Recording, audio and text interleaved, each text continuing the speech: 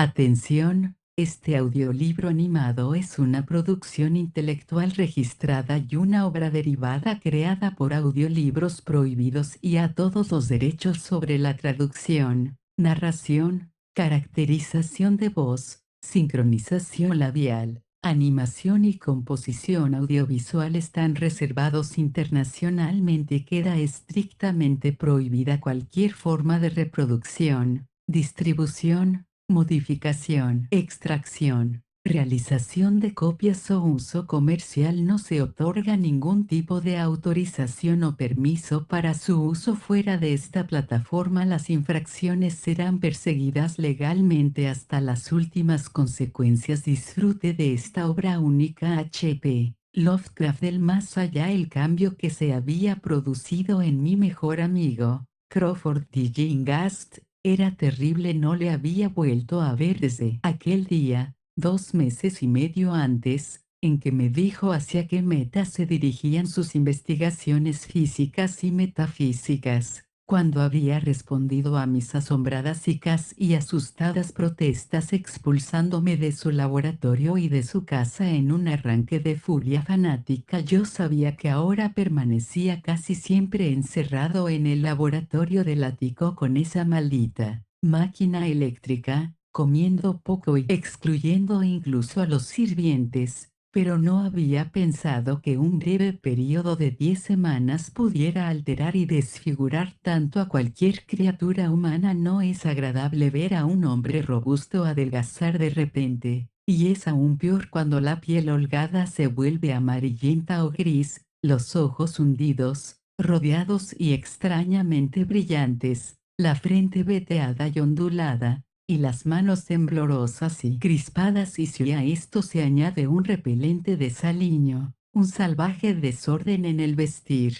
una mata de pelo oscuro blanco en las raíces y un crecimiento incontrolado de barba blanca en un rostro antes bien afeitado, el efecto acumulado es bastante chocante. Pero tal era el aspecto de Crawford Tillinghast la noche en que su mensaje medio coherente me llevó a su puerta después de mis semanas de exilio. Tal era el espectro que temblaba al admitirme, con la vela en la mano, y que miraba furtivamente por encima del hombro como si temiera cosas invisibles en la antigua y solitaria casa situada al fondo de la calle Benevolent. Que Crawford T. Gingast haya estudiado alguna vez ciencia y filosofía fue un error. Estas cosas deberían dejarse en manos del investigador frígido e impersonal, ya que ofrecen dos alternativas igualmente trágicas al hombre de sentimiento y acción: la desesperación, si fracasa en su búsqueda, y terrores indecibles e inimaginables si tiene éxito. T. Gingast había sido una vez presa del fracaso, solitario y melancólico, pero ahora sabía,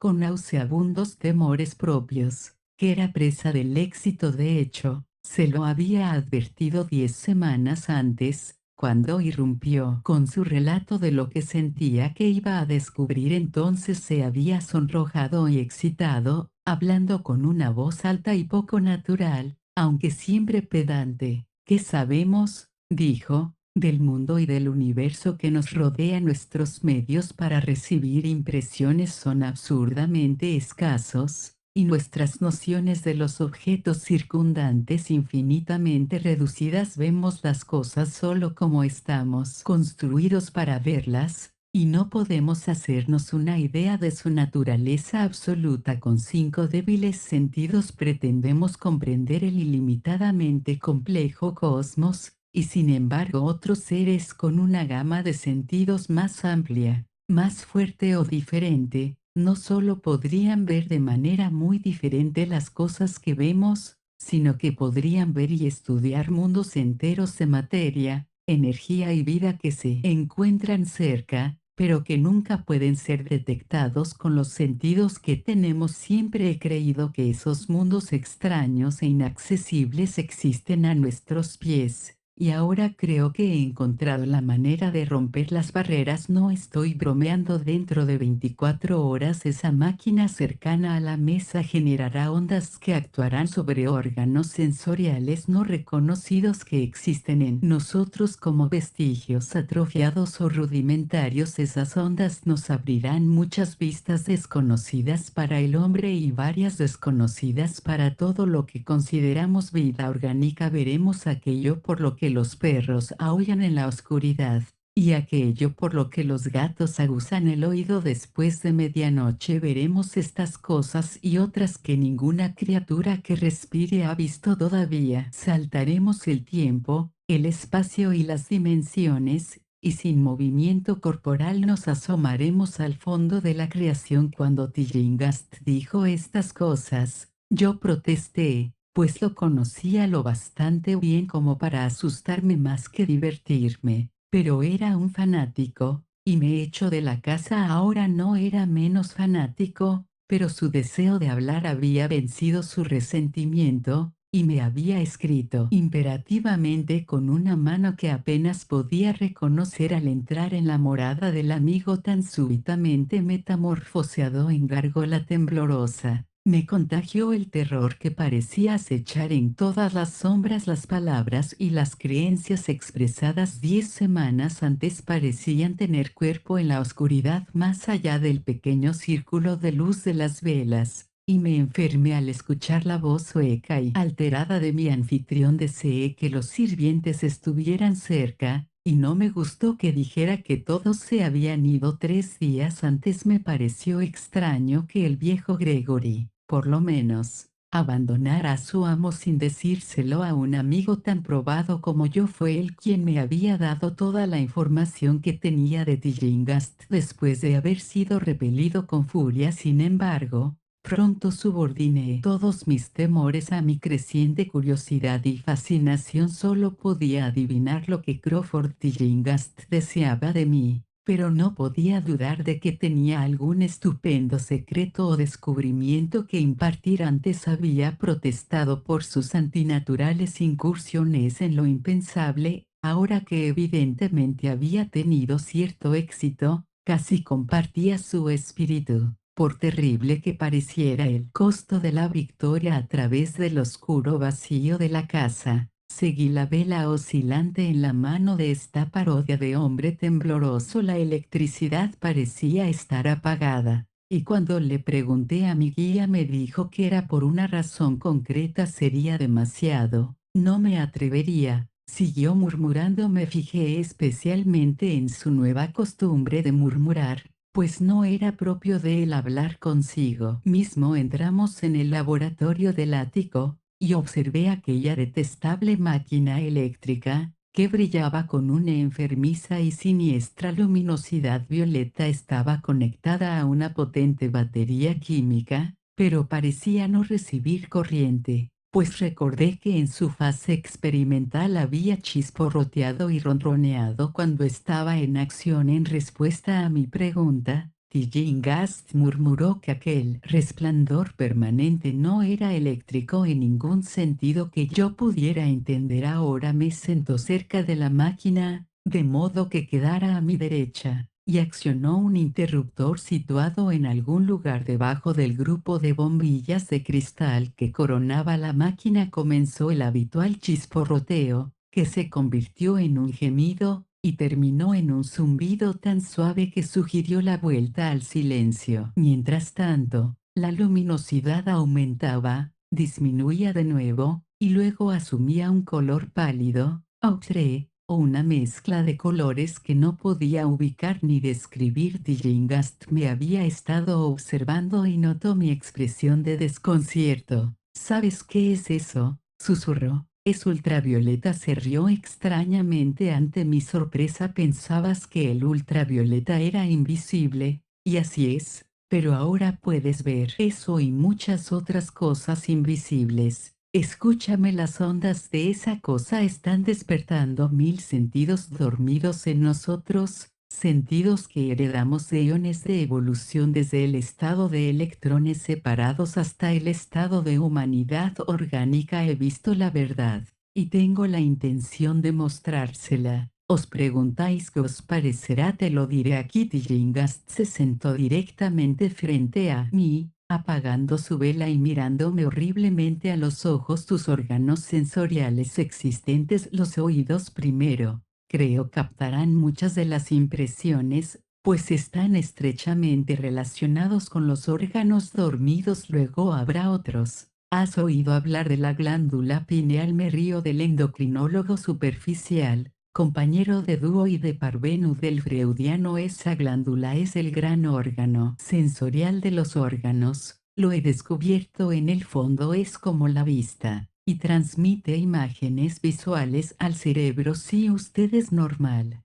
esa es la forma en que debe obtener la mayor parte. Me refiero a obtener la mayor parte de las pruebas del más allá. Miré la inmensa habitación del ático con la pared sur inclinada, tenuemente iluminada por rayos que el ojo cotidiano no puede ver. Los rincones más lejanos eran todos sombras y todo el lugar adquiría una brumosa irrealidad que oscurecía su naturaleza e invitaba a la imaginación, al simbolismo y al fantasma. Durante el intervalo en que Tillinghast permaneció en silencio, me imaginé en un vasto e increíble templo de dioses muertos hace mucho tiempo, un vago edificio de innumerables columnas de piedra negra que se elevaban desde un suelo de losas húmedas hasta una nublada altura más allá del alcance de mi visión. La imagen fue muy vívida durante un tiempo, pero gradualmente dio paso a una concepción más horrible, la de una soledad total y absoluta en un espacio infinito,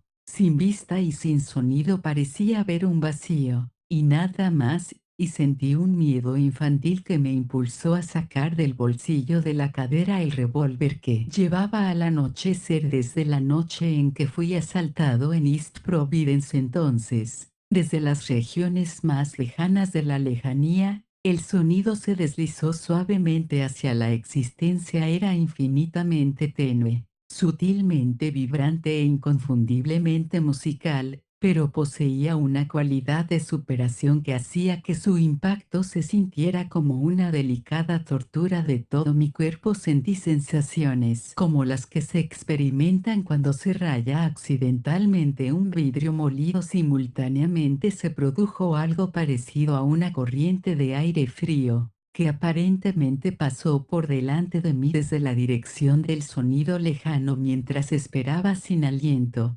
percibí que tanto el sonido como el viento aumentaban. El efecto fue que me dio una extraña idea de que estaba atado a un par de rieles en el camino de una gigantesca locomotora que se acercaba. Comencé a hablar con Tillinghast, y al hacerlo todas las impresiones inusuales se desvanecieron abruptamente. Solo vi al hombre, a las máquinas que brillaban y al tenue apartamento. Tillinghast sonreía repulsivamente ante el revólver que yo había sacado casi inconscientemente, pero por su expresión estaba seguro de que había visto y oído tanto como yo, sino mucho más. Le susurré lo que había experimentado y me pidió que permaneciera lo más callado y receptivo posible. No te muevas, me advirtió, porque en estos rayos podemos ser vistos. Además de verte, dije que los sirvientes se fueron, pero no te dije cómo fue esa ama de llaves tan espabilada la que encendió las luces de la planta baja después de que yo le advirtiera que no lo hiciera, y los cables captaron vibraciones simpáticas. Debió de ser espantoso. Pude oír los gritos aquí arriba a pesar de todo lo que veía y oía desde otra dirección. Y más tarde fue bastante horrible encontrar esos montones de ropa vacía por toda la casa. La ropa de la señora Updi, que estaba cerca del interruptor del vestíbulo. Por eso sé que lo hizo. Se las llevó todas, pero mientras no nos movamos estamos bastante seguros. Recuerda que estamos tratando con un mundo horrible en el que estamos prácticamente indefensos. No te muevas. La conmoción combinada de la revelación y de la abrupta orden me produjo una especie de parálisis, y en mi terror mi mente volvió a abrirse a las impresiones procedentes de lo que Tillinghast llamaba el más allá. Ahora me encontraba en un vórtice de sonido y movimiento, Con imágenes confusas ante mis ojos veía los contornos borrosos de la habitación, pero desde algún punto del espacio parecía brotar una columna hirviente de formas o nubes irreconocibles, que penetraban en el sólido techo en un punto delante y a la derecha de mí. Luego volví a vislumbrar el efecto del templo,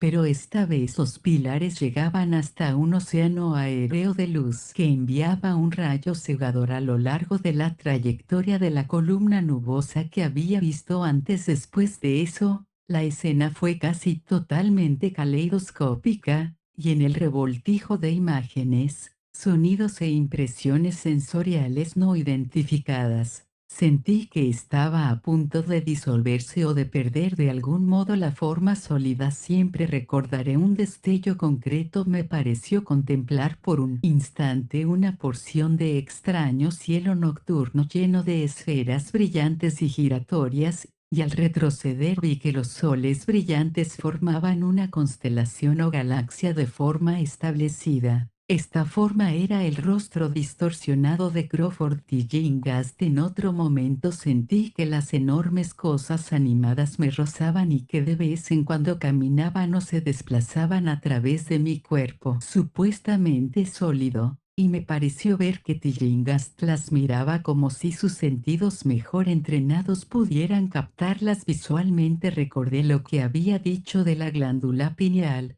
y me pregunté qué veía con ese ojo preternatural. De repente, yo mismo me vi poseído por una especie de vista aumentada. Por encima del caos luminoso y sombrío surgió una imagen que, aunque vaga, tenía elementos de consistencia y permanencia. Era, en efecto, algo familiar, pues lo insólito se superponía a la escena terrestre habitual, de la misma manera que una vista de cine puede arrojarse sobre el telón pintado de un teatro. Vi el laboratorio del ático, la máquina eléctrica y la antiestética forma de Tillinghast frente a mí, pero de todo el espacio no ocupado por los objetos familiares no había ni una sola partícula vacía. Formas indescriptibles, vivas o no, se mezclaban en un desagradable desorden, y cerca de cada cosa conocida había mundos enteros de entidades extrañas y desconocidas a sí mismo.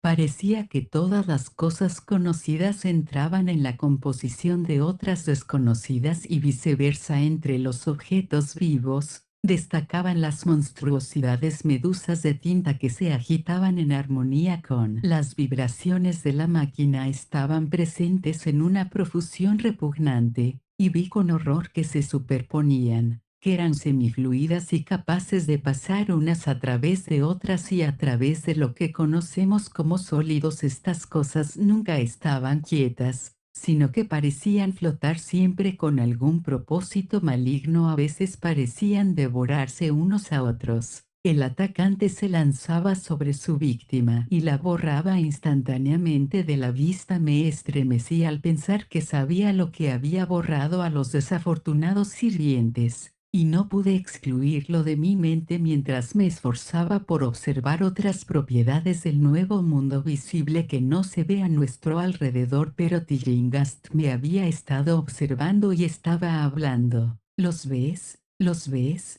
¿Ves las cosas que flotan y se mueven a tu alrededor y a través de ti en cada momento de tu vida? ¿Ves las criaturas que forman lo que los hombres llaman el aire puro y el cielo azul? No he logrado romper la barrera. ¿No te he mostrado mundos que ningún otro hombre vivo ha visto? Oí su grito a través del horrible caos, y miré el rostro salvaje que se acercaba tan ofensivamente al mío. Sus ojos eran pozos de fuego, y me miraban con lo que ahora vi que era un odio abrumador. La máquina zumbó de forma detestable. ¿Crees que esas cosas que flotan acabaron con los sirvientes? Tonto, son inofensivos, pero los sirvientes se han ido. No es así. Intentaste detenerme, me desanimaste cuando necesitaba cada gota de ánimo que pudiera conseguir. Tenías miedo de la verdad cósmica, maldito cobarde. Pero ahora te tengo.